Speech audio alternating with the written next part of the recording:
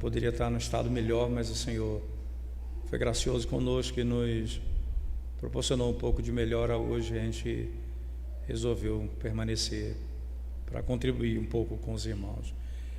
Quero convidá-los a abrir a palavra de Deus comigo no livro de Números, capítulo 12, por favor. Números, capítulo 12.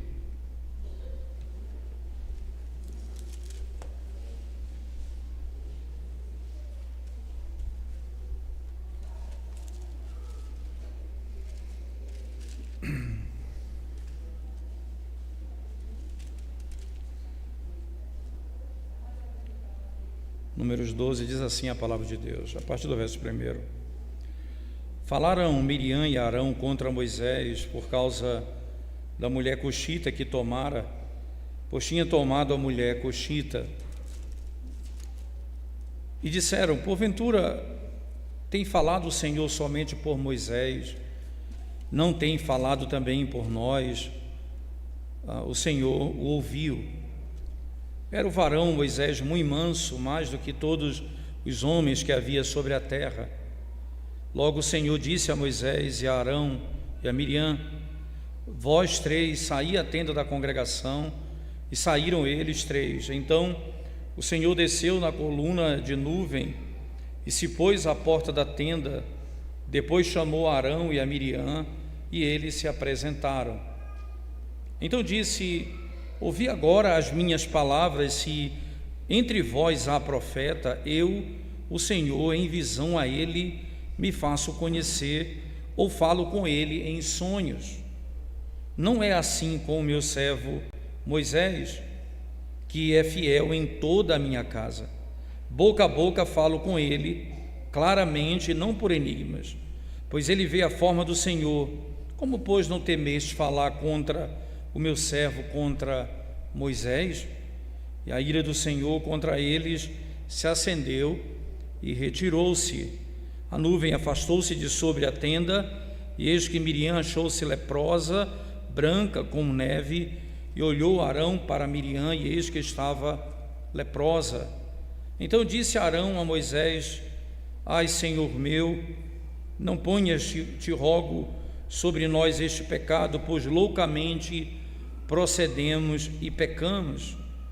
Ora, não seja ela como um aborto, que saindo do ventre de sua mãe, tenha metade de sua carne já consumida.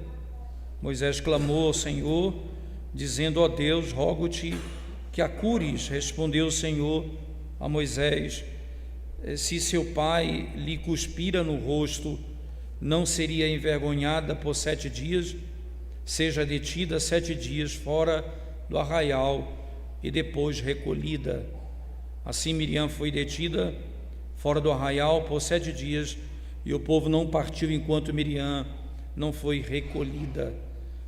Porém depois o povo partiu de Hazerote e acampou-se no deserto de Parã. Amém. Vamos à presença de Deus em oração mais uma vez, irmãos.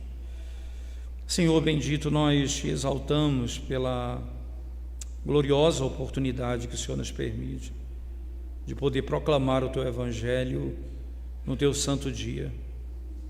Renova as nossas forças, fortalece nosso corpo e nos concede graça, ó Deus, para que possamos falar a tua palavra com fidelidade e a tua voz se possa ouvir nessa manhã. Em nome de Jesus nós oramos. Amém, Senhor Deus. Amém. Poder sentar, irmãos.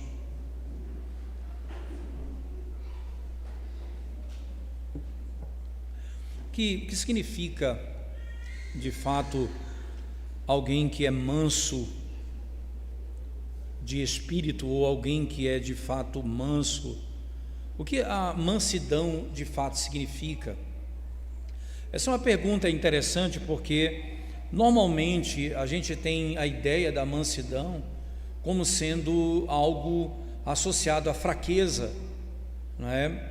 E eu vi de um certo indivíduo uma vez que a fraqueza, ela nunca pode produzir virtude em tese, porque que virtude há se você podendo fazer o mal, decide não fazer o mal, porque você é fraco, você não tem força para fazer, logo não há virtude em não fazer, você não faz porque você é fraco.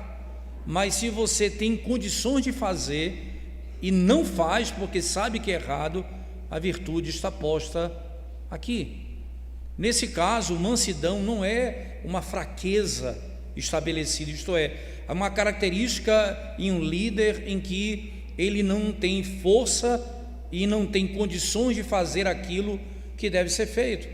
Mas a mansidão, ela é a declaração de total e plena confiança em Deus. É a plena e total confiança em Deus. Esse texto é citado, por exemplo, como é dito aqui no texto de Números 12, verso 3, quando coloca: era o varão Moisés muito manso, né? Você vai encontrar isso no Sermão do Monte, lá no Evangelho de Mateus, no capítulo 5, bem-aventurados mansos, porque eles herdarão a terra.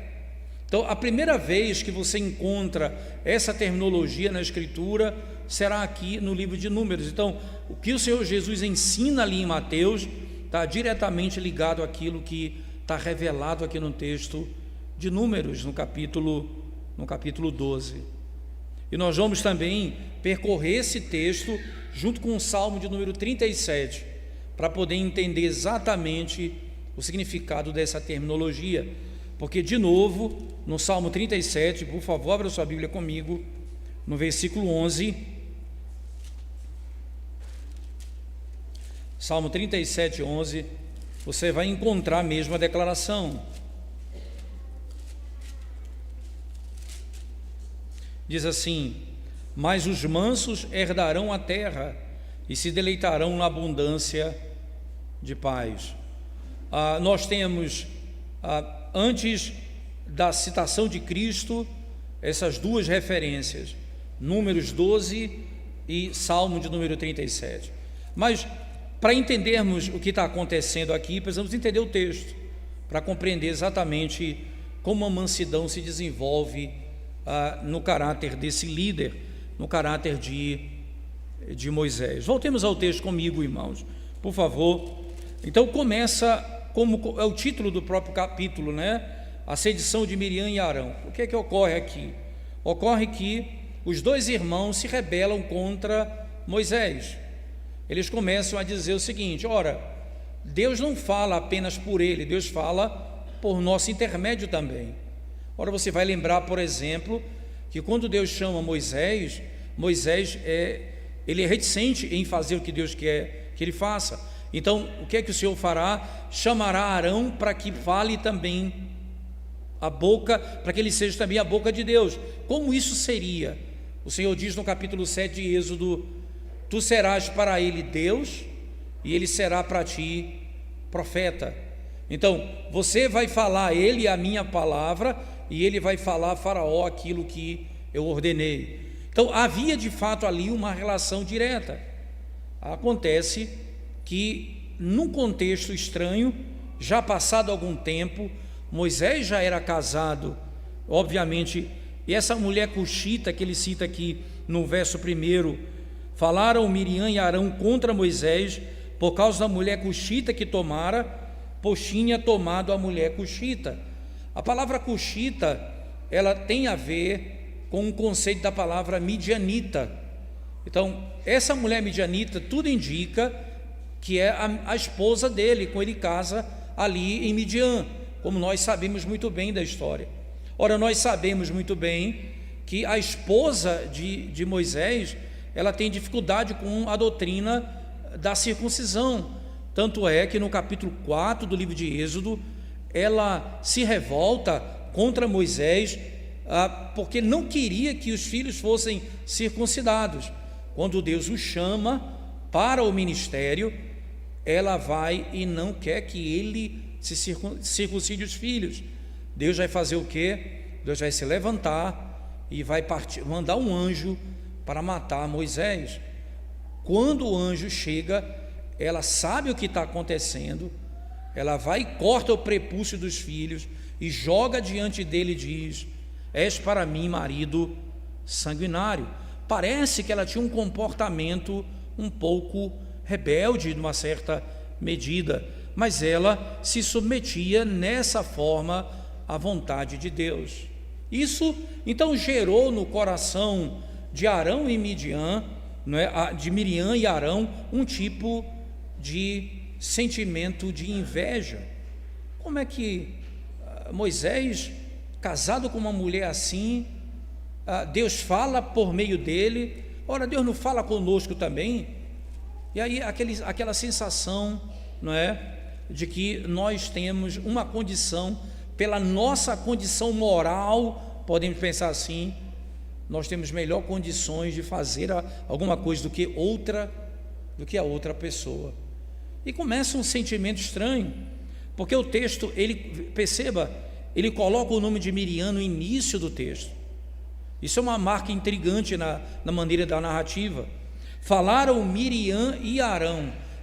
O texto não coloca Arão e Miriam, coloca Miriam e Arão. Daí a razão pela qual, talvez, é que ela é que fica leprosa, não Arão, porque talvez ela tenha inflamado o coração de Arão nesse sentido. Daí a razão, talvez, para que Deus venha puni-la e não punir Arão naquele exato momento.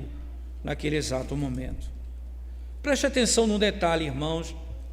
Quando eles fazem isso, né, eles vão colocar a motivação dessa problemática com Moisés. A razão é a esposa, né, e aí eles argumentam no verso 2: porventura tem falado o Senhor somente por Moisés? Não tem falado também por nós? Eles começam a questionar a razão. Como é que Moisés tem essa mulher cuxita e Deus não fala também conosco? Claro, fala conosco, não é só por ele. E eles se revoltam contra Moisés. Só que no final do verso 2 tem a declaração: o Senhor o ouviu. O Senhor o ouviu. Acontece que, de forma, eu posso chamar assim, abrupta, eu posso até colocar dessa forma, há uma declaração que não faz muito sentido aparentemente no texto. É o que está no verso 3: era o varão Moisés muito manso, mais do que todos os homens que havia sobre a terra. Mais do que todos os homens que havia sobre a terra. Que declaração abrupta, não é? Moisés era um homem muito manso, mais do que todos os homens que havia sobre a terra. E por que essa expressão aparece aqui, não é? O que mansidão tem a ver com isso aqui? Na maneira em que Moisés lida com a questão.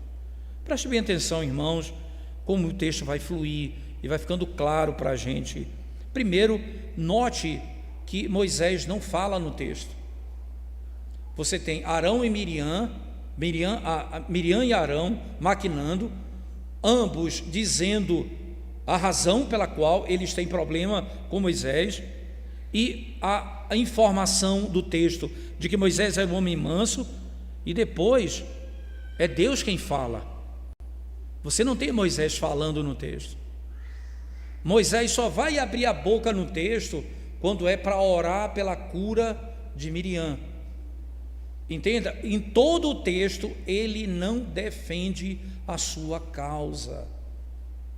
Ele confia completamente no Senhor. Primeiro, o texto não deixa claro se Moisés é informado desse problema até esse momento. No verso 4, quando diz assim: logo o Senhor disse a Moisés, a Arão e a Miriam: vós três saí à tenda da congregação. E saíram eles três. Então o Senhor desceu na coluna de nuvem e se pôs à porta da tenda. Depois chamou Arão e a Miriam e eles se apresentaram. Entenda, Deus chama os três para fora da tenda. E lá eles se apresentam diante de Deus. Moisés não fala uma palavra. No verso seguinte, então disse: ouvi agora as minhas palavras. Se entre vós há profeta, eu, o Senhor, em visão, a ele me faço conhecer, ou falo com ele em sonhos. Perceba, na primeira parte do texto, ele vai descrever o seguinte: o Senhor se revela aos profetas por meio de sonhos e visões. Sonhos e visões. Você vai encontrar, por exemplo, em Isaías, no capítulo 1, verso 1, visão que Isaías teve. Então, o profeta era alguém que tinha visão, que tinha sonhos. Era assim que Deus se revelava aos profetas do Antigo Testamento. Não que a revelação fosse inferior, mas o modo de Deus se revelar apontava para um aspecto passageiro da revelação. Então, o modo de Deus se revelar apontava para o modo passageiro da revelação. É por isso que lá no Novo Testamento, na carta aos Hebreus, você vai encontrar isso. Deus falou de muitas maneiras aos pais pelos profetas. Aí ele vai dizer: hoje, pelo seu Filho. Perceba, há uma distinção. Aquilo que foi revelado aos profetas, de muitas maneiras, não significava inferioridade de comunicação, mas significava o aspecto temporário daquele método. Já com Moisés, Deus não fala por meio de sonhos e visões. Olha o texto comigo, no verso seguinte, no verso 6 disse, no 7,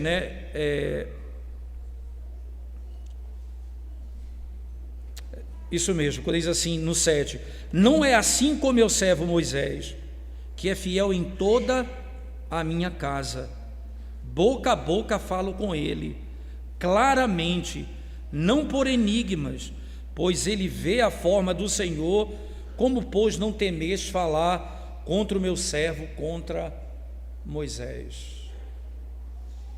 Moisés aqui, como todo profeta no Antigo Testamento, era um tipo de Cristo, irmãos. Moisés tinha um aspecto distinto nessa relação, pela maneira como Deus se revelava a ele. Deus falava a ele boca a boca, isto é, face a face. Não que Moisés tenha visto a face de Deus, não é isso, né? A declaração, essa é uma declaração impossível de acontecer, porque Deus é Espírito, não é? Mas o ponto aqui o face a face, o boca a boca, é a maneira como era comunicada a profecia, não por sonhos e visões, mas de maneira direta. Não havia enigma, não havia interpretação, era direta aquilo que Deus tinha para dizer ao povo por meio dele. Essa era a forma específica. Se você, sem desmarcar o texto de Números, for comigo lá para Deuteronômio 18, por favor, irmãos. Deuteronômio capítulo 18.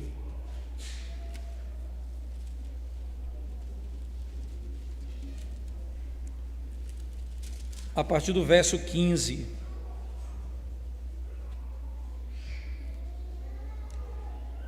Veja como é expressa a relação entre Cristo e Moisés. Ele diz assim: ora, o Senhor teu Deus te suscitará um profeta no meio de ti, no meio de teus irmãos, semelhante a mim, a ele ouvirás. Segundo tudo o que pediste ao Senhor teu Deus em Horebe, quando reunido o povo, não ouvirei mais a voz do Senhor, mas Deus, meu Deus, nem mais verei este grande fogo, para que não morra. Então o Senhor me disse: falaram bem aquilo que disseram. Suscitar-lhes-ei um profeta do meio de seus irmãos, semelhante a ti. Veja, vou suscitar um profeta semelhante a ti, Moisés. em cuja boca, veja aí, porei as minhas palavras, e ele lhes falará tudo o que eu lhe ordenar. E aí ele vai dizer, de modo que aquele que não ouvir as minhas palavras que ele falar em meu nome, disso lhe pedirei contas. Há uma relação muito íntima aqui. O Senhor está dizendo: eu falo com Moisés boca a boca. Se há profeta no meio de Israel, eles têm sonhos e visões, mas com Moisés não é assim. Esse é um modelo temporário, esse é um modelo permanente. A palavra de Deus será pronunciada continuamente, não mais por meio de sonhos e visões, mas por meio da própria proclamação da palavra continuamente.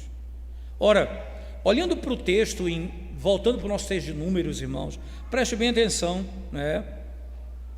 Acontece que no verso 9, sem se ouvir a voz de Moisés, o texto diz: e a ira do Senhor contra eles se acendeu e retirou-se. A ira do Senhor contra eles se acendeu e retirou-se.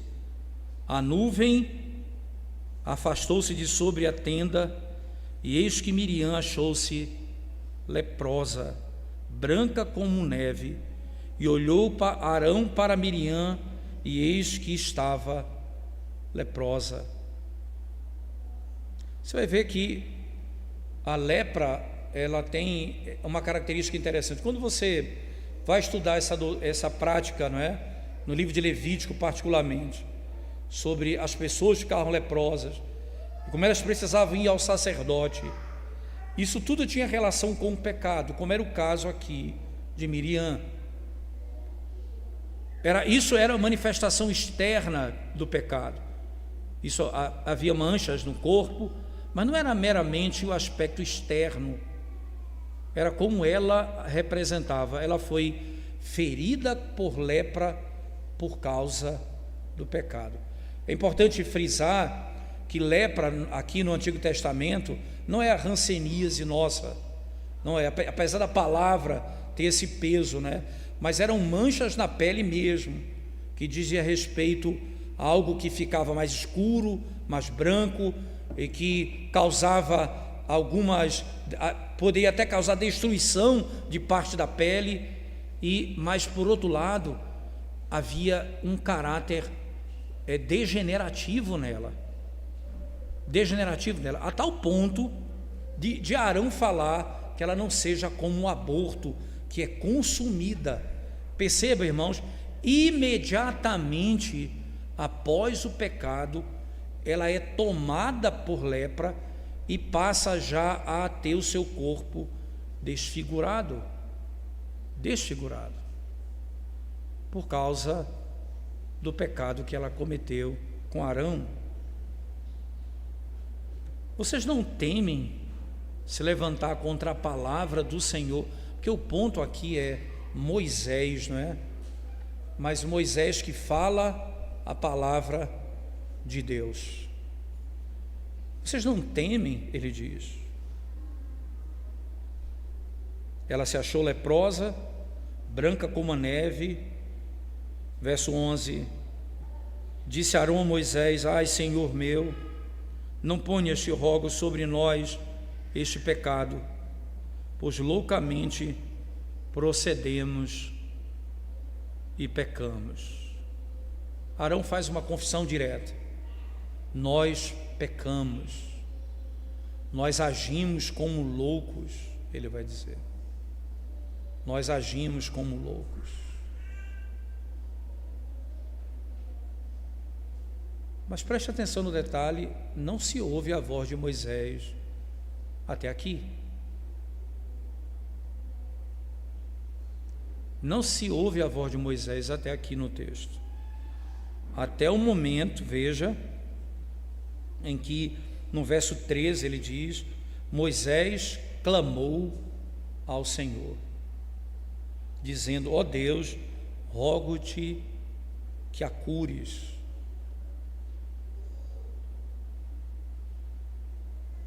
O que tem a ver o fato dele ser um homem muito manso nesse texto? Não é ele que defende a própria causa. Não é ele que defende a sua própria causa. É Deus quem defende a sua própria causa. Como é que eu posso fazer isso? Se eu confiar nele completamente. Se eu descansar nele completamente. A mansidão é revelada não pela fraqueza de não agir, mas pela total dependência de Deus, em todos os sentidos. Em todos os sentidos. A ponto do coração de Moisés não ser tomado por ira. Ele ora pela cura de Miriam. A única vez que ele abre a boca no texto é para orar por ela. E pede ao Senhor que cure a sua irmã. E o Senhor respondeu a Moisés, dizendo o seguinte: se seu pai lhe cuspira no rosto, não seria envergonhada por 7 dias? Seja detida 7 dias fora do arraial e depois recolhida. Você vai perceber que no Antigo Testamento, lá em Levítico, você vai encontrar isso, né? Quando havia alguém com lepra, ele era afastado do arraial por 7 dias. E caso, quando retornasse ao sacerdote, ele tivesse melhora, ele era restituído à comunidade. Se ele não melhorasse, se ele piorasse, ele ficaria mais 1 semana, completando o período de 2 semanas. Ao final desse período, se ele melhorasse, ele seria restituído à comunidade. Se ele não restaurasse, ele era chamado era literalmente indigno. E no Novo Testamento, esse era o tipo de disciplina que era aplicada. Você vai ver que se o teu irmão pecar contra ti, o texto diz, você vai a ele e tenta ganhá-lo. Se ele não se convencer, você vai chamar 2 testemunhas com você para tentar ganhá-lo para Cristo. E se ele não se convencer, ele é levado à igreja, e a igreja fará exortação a ele, e se ele não se arrepender, ele vai ser chamado publicano e gentio. Ele é tirado da comunhão dos santos. No caso dela, é uma disciplina muito clara, com a restauração em 7 dias. Em 7 dias. Ela é restaurada, recolhida, como o texto diz, à comunidade dos santos. Ela foi detida fora do arraial por 7 dias, e o povo não partiu enquanto Miriam não foi recolhida. Depois partiram para o deserto de Parã. Ora, irmãos, a mansidão aqui, ela é da parte do líder a plena e total convicção de que, se fizermos aquilo que Deus nos ordena fazer, nós podemos descansar no governo de Deus, no que diz respeito àquilo que precisa ser feito. Isto é, quem julga a causa é o próprio Deus.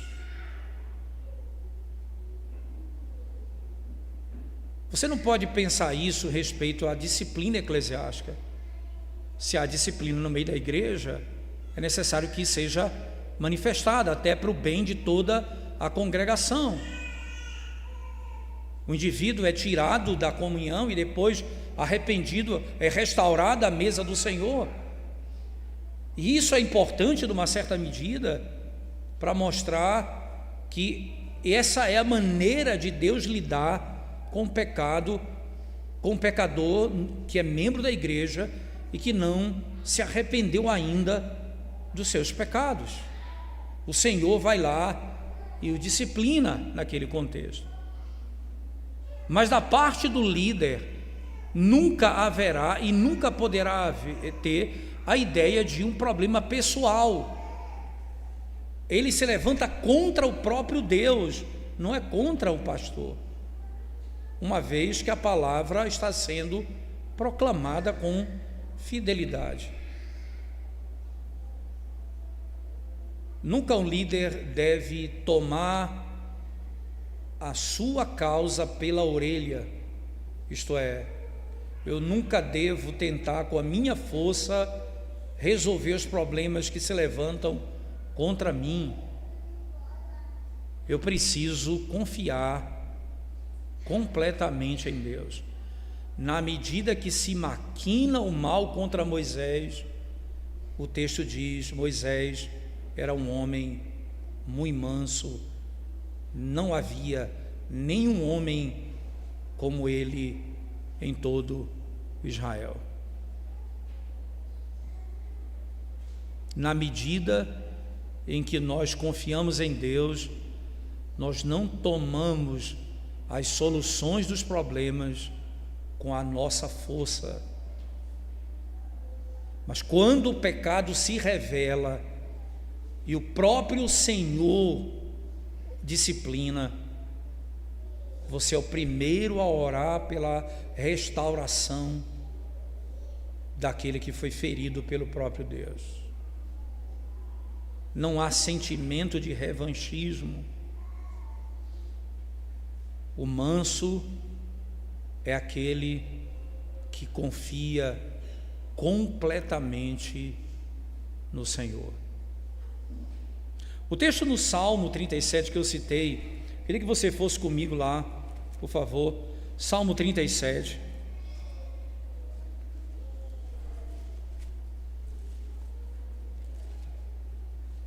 Preste bem atenção, irmãos, como que você tem aqui alguns imperativos até o verso 11, né? Veja como é que começa o verso 1 do Salmo 37. Não te indignes por causa dos malfeitores, nem tenhas inveja dos que praticam a iniquidade. Veja, o que acontece? Você ficar com tanta raiva daqueles que fazem o mal, que você tenta resolver o problema com o mal. Eu tento resolver o problema fazendo aquilo que meu braço quer fazer. E aí o texto diz: ora, pois eles dentro em breve definharão como a relva e murcharão como a erva verde. A primeira coisa é a expectativa. Não te indignes por causa dos malfeitores. Eles vão perecer, nenhum vai subsistir. Aí o que eu devo fazer? Verso 3: confia no Senhor e faze o bem. Ora, aqui é a primeira característica do homem manso, diante daqueles que praticam o mal, dos malfeitores, ele dá um remédio. Lembre-se, eles vão perecer. Agora, confia no Senhor. Faz aquilo que deve ser feito. Ora, duas coisas: confia no Senhor e faz o bem. Eu não posso dizer que confio em Deus se eu não faço aquilo que Ele manda eu fazer. O que ocorre muitas vezes na igreja, irmãos? Com o objetivo de ter aumento de membresia, um avanço da igreja, nós começamos a nos adequar às práticas da nossa época, acreditando que a mudança que faremos produzirá efeitos para a membresia quanto ao número de membros da igreja. O que é que você tem? Você tem hoje com tanta facilidade louvores que são totalmente antibíblicos. Você tem grupo de dança no meio da igreja. Por que isso? Onde foi que Onde foi que nós erramos para chegar aí? Sabe o que foi, irmãos?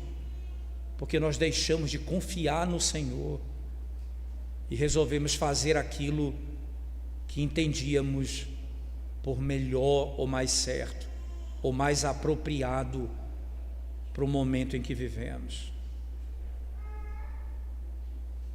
Confia no Senhor e faz o bem. Se eu confio em Deus, eu faço aquilo que Ele manda eu fazer. O homem manso, que vai ser dito no verso 11, é o homem que faz o bem porque confia no Senhor. Aí no mesmo verso ele diz: habita na terra, alimenta-te da verdade.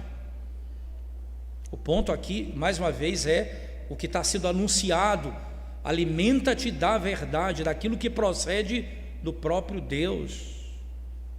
Veja o 4, irmãos: agrada-te do Senhor, e Ele satisfará os desejos do teu coração. Quais são os desejos do meu coração? É ver o nome dEle, do Senhor, exaltado, é ver o nome do Senhor conhecido, é ver as famílias da igreja submetendo-se à própria vontade de Deus, é ver maridos vivendo como homens de Deus em casa e na sociedade, é ver esposas dedicadas ao seu lar, mulheres que amam ao Senhor e aos seus filhos. O que é que eu desejo? Eu desejo que Cristo seja conhecido e vivido no meio da igreja. Agrada-te do Senhor, e os desejos do teu coração, literalmente, serão satisfeitos. Não te indignes por causa dos malfeitores. Confia no Senhor e faz o bem. Alimenta-te da verdade. Agrada-te do Senhor, Ele satisfará os desejos do teu coração. Mas não para aí. Ele diz: entrega o teu caminho ao Senhor. Veja, tudo aqui, irmãos, não é ele toma pela própria mão, ele confia no Senhor. O que ele faz é porque ele confia no Senhor. O que ele deseja é aquilo que glorifica a Deus, e ele ama a verdade. Agora ele diz: entrega o teu caminho ao Senhor. Confia nele. Ele vai fazer o mais ele fará. Não tenta resolver as coisas da tua maneira, confiando no teu próprio braço, na tua própria força. Seja o homem como Deus requer.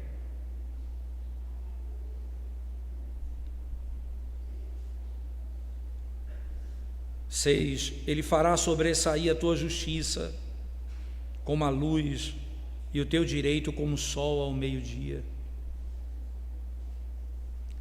É engraçado isso, você pensar no caso de Moisés, né? Moisés confiou no Senhor, o Senhor julgou a causa dele, ele é descrito como um homem manso, porque tudo o que ele fez foi confiar totalmente o seu caso a Deus, e Deus fez tudo o que deveria ser feito. O que ele precisava fazer era confiar em Deus, fazer o que Deus requer.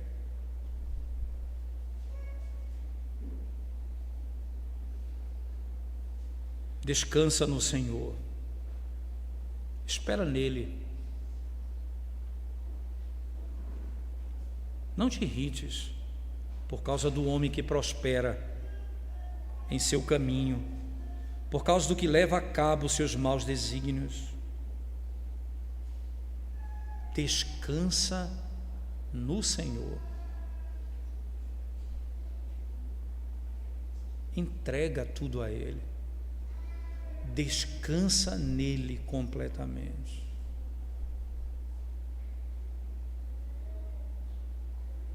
Não te impacientes quando você vê prosperar o mal, quando você vê os homens armando ciladas.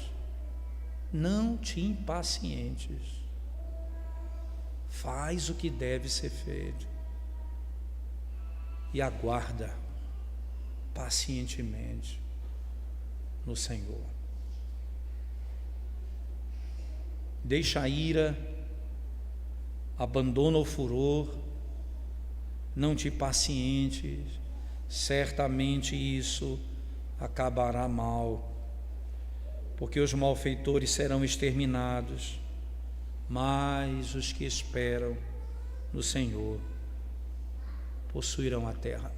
Veja que a terra aqui é aqueles que esperam no Senhor, aqueles que aguardam no Senhor, esses possuirão a terra. E o que chama a nossa atenção é o 10 e o 11. O esperar é substituído pelo manso. No 10 diz: mais um pouco de tempo e já não existirá o ímpio. Procurarás o seu lugar e não o acharás.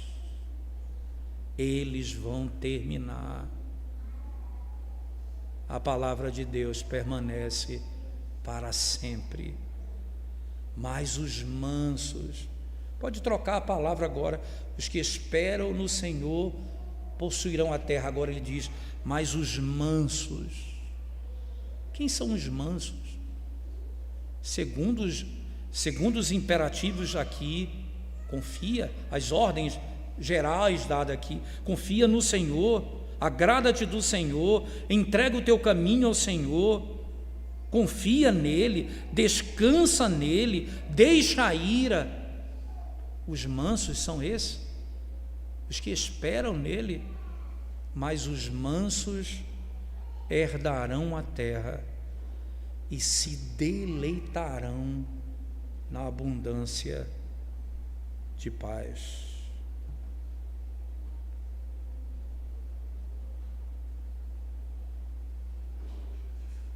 Como é interessante e como isso aponta para a glória do Evangelho de Cristo, irmãos. Porque nós citamos lá Mateus 5, mas lá em Mateus, no capítulo 11, por favor, abra sua Bíblia comigo. Mateus capítulo 11.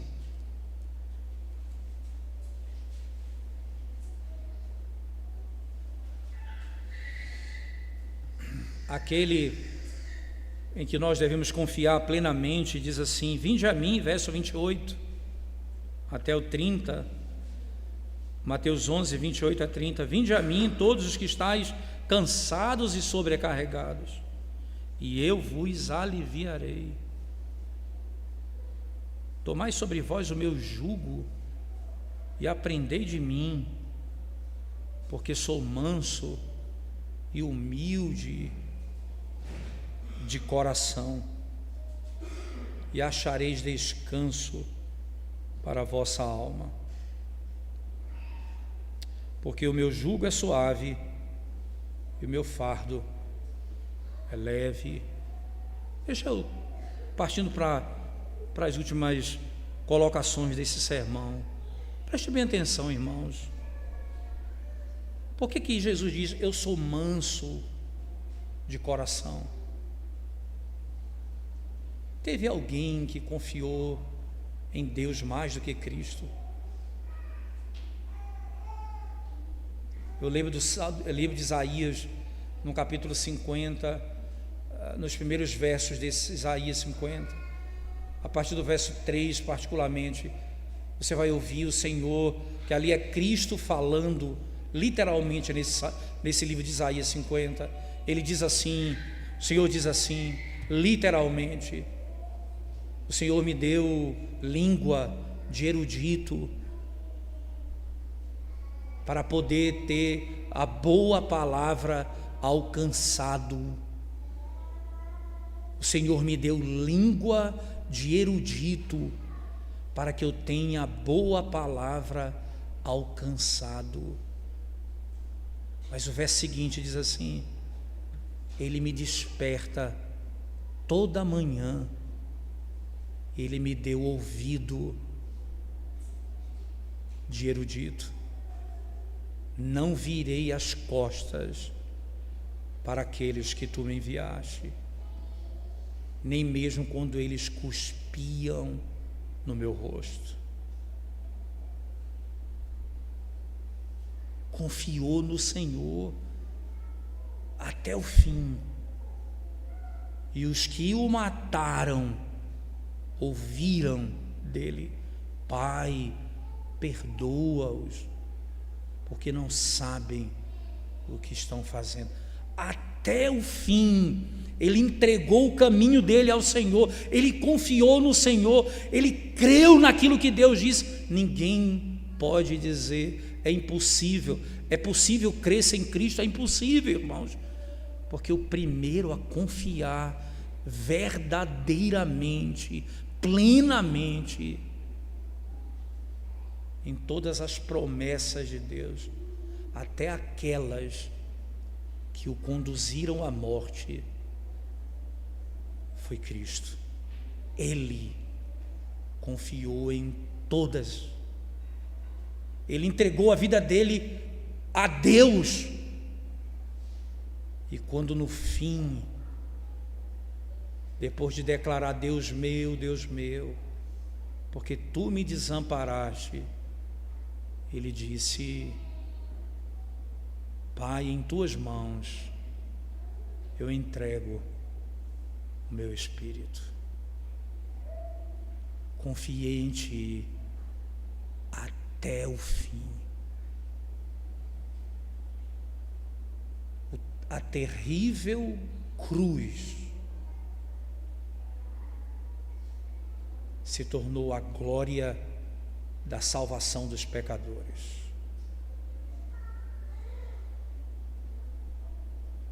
Agora, antes de tudo isso, ele se volta aos seus discípulos e diz: eu sou manso e humilde de coração. Achareis descanso para a vossa alma em mim, porque o meu jugo é suave e o meu fardo é leve. Sabe o que é isso, irmãos? O Senhor está dizendo: nós vamos fazer uma troca aqui. Você tem vivido a sua vida com base na própria lei que te sufoca, e o jugo que você tem colocado sobre os seus ombros, acreditando que naquilo que você faz e como você faz é que está a garantia da sua salvação. Ele está dizendo: nós vamos fazer uma troca. O meu jugo é suave, o meu fardo é leve. Porque será exatamente o oposto. A graça que nos alcançará produzirá em nós gratidão por aquilo que Deus fez, e nós vamos ter prazer, irmãos, em adorar o Senhor no seu santo dia. Nós vamos nos alegrar com aquilo que Deus requer de nós. Nós vamos ter satisfação, não haverá um peso sobre os nossos ombros, porque Ele levou sobre si essa carga que eu não podia carregar. Ninguém mais confiou em Deus do que Cristo. Ninguém pode confiar em Deus se não crê em Cristo. E ninguém pode ser manso por covardia. A gente é manso porque entrega todo o nosso caminho a gente descansa no Senhor, a gente confia nele, nas promessas dele. Deixa eu encerrar, irmãos. Preste atenção nisso. Um homem manso é um homem que vai ensinar à igreja o caminho do Senhor e vai confiar no Senhor que aquilo que ele me mandou fazer, Ele há de abençoar. Nós deixamos de orar porque cremos que a nossa estratégia era capaz de mexer e mudar a igreja. Você imagina a mesma liturgia todo domingo, palavra sendo aberta e exposta todo domingo, sem novidade aparente. Aí eu preciso orar dizendo: Senhor, eu descanso a minha alma em Ti, eu faço o que Tu me mandas fazer. Então, Senhor, abençoa a Tua igreja. Nós confiamos em Ti, que essa é a Tua vontade para nós. Aprenda com Cristo, que confiou e nunca foi envergonhado. Os que esperam no Senhor nunca serão envergonhados. Vamos orar ao Senhor nesse momento, irmãos. Bendito Deus, graças te damos por Tua palavra, pelo doce privilégio de cultuarmos o Teu nome no Teu santo dia, de ouvirmos a Tua voz, Senhor. Ó Deus Santo, aplica a Tua palavra à nossa alma, modela a nossa vida